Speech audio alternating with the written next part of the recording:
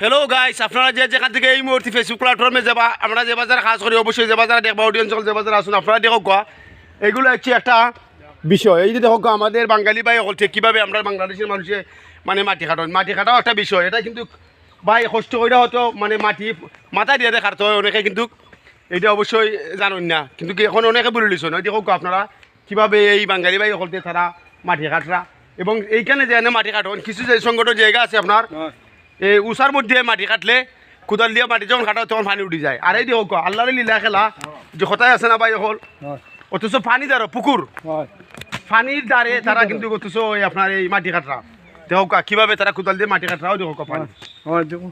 আমি অবশ্যই আপনারা দেখালাম ওই দেখো একেবারে নিকটে পানি, অথচ আরও অনেক গভীরে তারা মাটি কাটতে পারবা, আরও অনেক গভীরে মাটি কাটতে পারবা। তারপরে দেখো কীভাবে পানি উঠে না।